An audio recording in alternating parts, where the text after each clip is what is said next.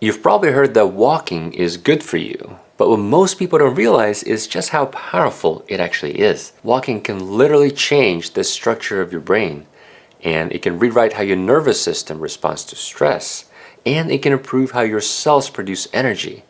And walking also lowers your blood sugar, and it reduces your risk of heart attacks and strokes, and it can even protect against dementia. But because walking sounds so simple, most people don't take it seriously. It's treated more like a backup plan, something that you do when you don't have time for a real workout, or something that just doesn't really move the needle. But the framing is completely wrong. And here's the thing that's fascinating. A lot of people walk, but they don't experience any of these benefits. And it's not because the biology doesn't work, but because they're not giving their body a signal it actually recognizes.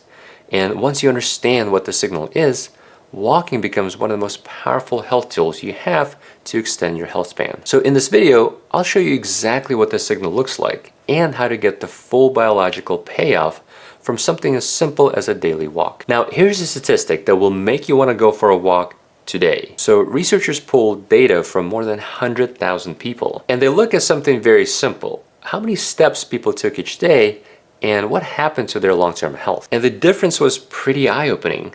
So people who averaged around 8,800 steps per day had a 60% lower risk of dying from any cause compared to people who averaged 2,000 steps per day. 60%. Just think about that for a second. There's not a drug or anything that can be packaged into a pill that will give you this much benefit and risk reduction. And it's simply a difference between a body that moves most days and a body that spends most of the day sitting. And what makes this data even more interesting is where most of the benefit actually happens. It's not at the high end. When researchers plotted the data, the biggest drop in risk happened very early. Just going from 2,000 to 4,000 steps was associated with about a 37% reduction in mortality. So in other words, there's no magic number where walking suddenly starts to work. Even the tiniest increases matter. That's why the all or nothing mindset that a lot of us have can be such a trap. People think if they don't have time for a full walk, it's just not worth doing. But the body responds to movement almost immediately. Even adding 500 steps, which is roughly 5 minutes of walking, can pay off huge health dividends over time. Now let's start with the brain, because this is where some of the most fascinating effects of walking show up. So deep inside your brain is a region called the hippocampus, and it's roughly the size of your thumb, and it sits at the center of your memory system. The hippocampus is where new information gets encoded and where short-term experiences get consolidated into long-term storage, and where your mental map of the world gets updated. And what makes it so important, the hippocampus is also one of the first regions to deteriorate in Alzheimer's disease. And just under normal aging conditions, the hippocampus loses volume. But here's what the research found when they look at walkers. So there was a randomized control trial. It was published in the Proceedings of the National Academy of Sciences, where they took older adults and they assigned them to a moderate intensity walking program. And they gradually worked up to about 40 minutes of brisk walking 3 days a week for 1 year. And then they scanned the brains of the participants with an MRI. And what they found surprised a lot of people. So normally, as we age, the hippocampus slowly shrinks, about 1 to 2% per year in older adults. And that gradual loss of brain volume is one reason memory tends to decline over time. But in that moderate intensity walking group, the opposite happened. Just after 1 year, the hippocampus actually grew by about 2% on that MRI. And that essentially reversed 1 or even 2 years of normal age-related brain shrinkage. And the participants whose hippocampus grew the most also showed the biggest improvements in memory. And the mechanism behind this involves a protein called BDNF, or brain-derived neurotrophic factor. So BDNF is, I think of it like a fertilizer for the brain. So it helps neurons grow and it strengthens connections between them. And it helps different parts of the brain communicate with each other more efficiently. And simple walking can reliably increase those BDNF levels. That's why people who walk regularly often notice their thinking just feels different over time. Memory feels sharper and they can focus better. And some of the mental fog people assume is just normal aging may actually be reversible with something as simple as a regular brisk walking regimen. But Our brains are not just about memory. It's also the control center for mood and emotion regulation. And walking, as it turns out, has very powerful effects there as well. Walking directly changes the chemistry that regulates the mood and depression inside your brain. And most people have felt this effect before. You go for a walk when you're frustrated or when you're anxious, and somewhere during that walk, your mind starts to settle. And you come back feeling clearer and calmer and just a little bit more balanced. But what's interesting is that this isn't just psychological.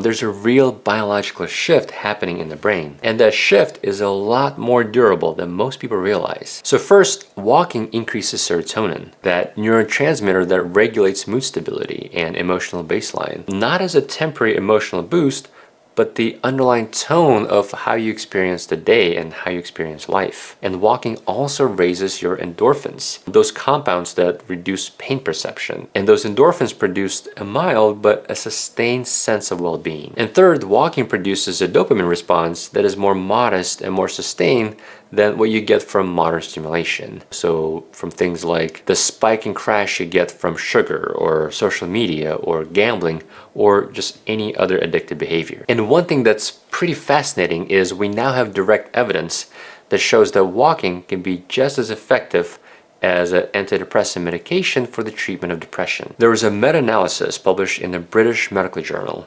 that analyzed 51 trials with over 1,200 participants.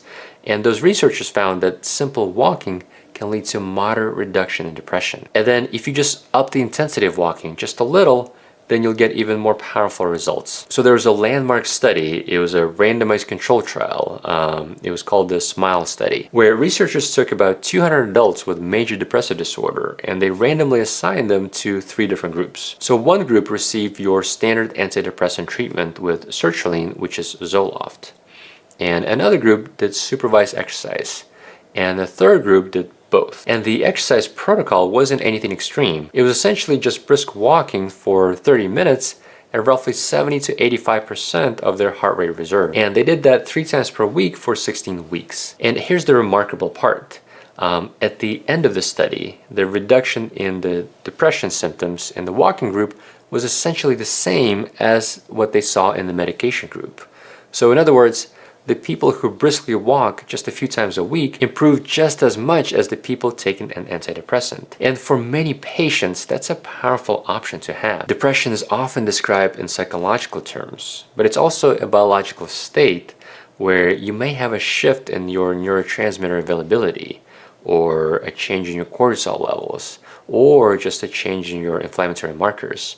And walking directly addresses all those layers. Now, another important aspect of mood regulation is how your body handles stress and anxiety. And walking does an amazing job at resetting the system as well. There's a setting in your nervous system that most people in modern life are running at too high, almost all the time, without even knowing it. It's called sympathetic activation. This is your fight or flight state. The system is designed for sudden danger situations like a near car accident or someone chasing after you. Your body will activate the system even before your brain has time to process any of that information. So your heart rate jumps and blood moves to your muscles and stress hormones surge and all the senses sharpen so you can react quickly. But in modern life, this system often stays partially switched on even when there's no real emergency.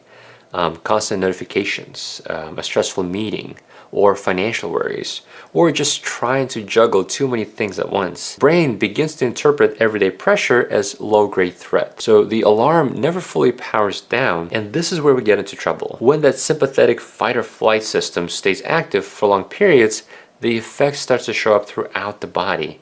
And the long-term cost of this is pretty significant. You get elevated cortisol, which is your body's primary stress hormone, which then damages sleep quality and it increases fat storage, especially around the abdomen. And then your immune system gets suppressed. You get more inflammation and your blood pressure starts trending up. And walking fixes all of this. When you walk, you produce this rhythmic left-right movement, which then activates your parasympathetic nervous system. So this is the counterpart of the fight or flight sympathetic system. It's your rest and repair system. And that left-right alternation of steps when you walk also produces a signal in the brain that is at a very deep level is associated with safety. Walking just signals to your body that you are not cornered and that you're moving through space and that you're not in danger. So as a result, cortisol levels come down and your heart rate variability improves. This is that measure of how flexibly your nervous system can regulate itself. And in and of itself, it's a strong predictor of your cardiovascular health. So in the simplest terms, your body just moves from threat detection to repair mode. And this effect becomes even stronger and multiplies when you walk outside. Natural light and open space and changing scenery, all those signals subconsciously tell your brain that you're safe. At the end of the day, walking doesn't remove stress from your life, but it changes the physiological state in which your body deals with it. Now let's shift to a problem that hundreds of millions of people struggle with every day. Energy crashes after meals, or brain fog in the afternoon, or that constant craving for sugar. This is all related to blood sugar control, and walking can fix that as well. Every meal is a metabolic event. When you eat food, it gets broken down into sugar, so sugar enters your bloodstream, and your pancreas releases insulin, which functions as a transport signal to your cells. Insulin tells them to open up and absorb the glucose so it can be used for energy. And in the healthy system, this happens pretty smoothly. So blood sugar rises and insulin moves it into cells and blood sugar comes back down. Clean and efficient. But in many people, and this happens gradually over the years, the cells stop responding to insulin as they should. This is insulin resistance. That lock that your insulin has to turn to let the glucose in gets sticky. So your pancreas has to produce more and more insulin to achieve the same effect. And as a result, sugar lingers in the bloodstream a little longer. And that's what leads to those energy crashes after meals, and eventually to visceral fat accumulation and more inflammation. But this is how walking fixes this problem. When you walk, your skeletal muscles contract, and contracting muscles can pull glucose directly out of the bloodstreams through a pathway that largely bypasses insulin. In our analogy, this glucose door opens without needing a key. The muscle just takes what it needs. And there are studies like this meta-analysis of 18 randomized control trials that show that just simple walking can lower your hemoglobin A1C by 0.5% in people with type 2 diabetes. And the timing of walking matters as well. So there was a small randomized crossover trial that showed that walking just 10 minutes after each meal, 3 times a day, was more effective than a single 30-minute daily walk in lowering blood sugar area under the curve, or basically that glucose spike after eating. And once again, you don't need a lot of steps to get a lot of benefits. That data shows that at just 7,000 steps per day, you get a 14% reduction in diabetes risk and a 47% lower all-cause mortality when you compare that to 2,000 steps. So a simple 10-minute walk after each meal will get you halfway there if you do that 3 times a day. But blood sugar is only one piece of the energy story, because here's another type of problem I see constantly in the clinic, and that is just baseline low energy despite adequate sleep and good blood sugar control. And in many cases, the problem is happening much deeper at the cellular level, and walking can fix that as well. So inside every cell in your body are structures called the mitochondria, and their job is to take the oxygen and the nutrients from food and convert them into ATP, or adenosine triphosphate, which is the actual molecular unit of energy that your cells depend on. So in a sense, mitochondria is your body's power generation infrastructure. When the infrastructure is functioning well, you feel it. But when it's degraded, you feel that too. So when you walk, especially at a brisk pace, your muscles contract in a steady aerobic rhythm. And that signal activates pathways inside your cells that stimulate mitochondria biogenesis. Or in other words, you're basically creating new mitochondria. And at the same time, walking also supports mitophagy, which is the process that your cells use to remove older or damaged mitochondria. So over time, something very important starts happening inside your cells. Just in the spans of a few weeks to a few months of consistent walking, your cells begin replacing older and less efficient energy generators with newer, healthier ones. People who walk consistently often describe a different quality of energy. It just feels steadier and more reliable and less dependent on coffee to get you through that afternoon. And this is a sign that your cells are full of healthy mitochondria just doing their job as they're supposed to. But this brings us to something very important, Because a lot of people hear all this and they say, well, I walk, but I don't see any of those benefits. And that raises an important question. Why does walking seem to work incredibly well for some people and barely do anything for others? Well, the answer comes down to one simple principle. Your body adapts to what it experiences repeatedly. It doesn't adapt to occasional signals.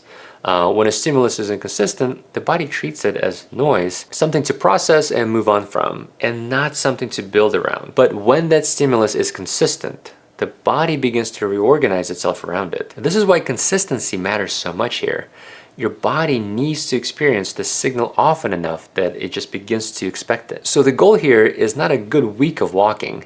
The goal is making walking something your body trusts is coming. And the good news is you don't need to walk 8 or 10,000 steps every day to see all these benefits. If you're pressed for time, you can get even more benefit in a shorter amount of time just by increasing the intensity. One trick is to do alternating periods of brisk walking and periods of slower recovery walking. And this approach is called the Japanese interval walking training. And I actually made a full video explaining exactly how to do the protocol step by step. And you can see that over here. I hope this was helpful. Stay healthy, and I'll see you in the next one.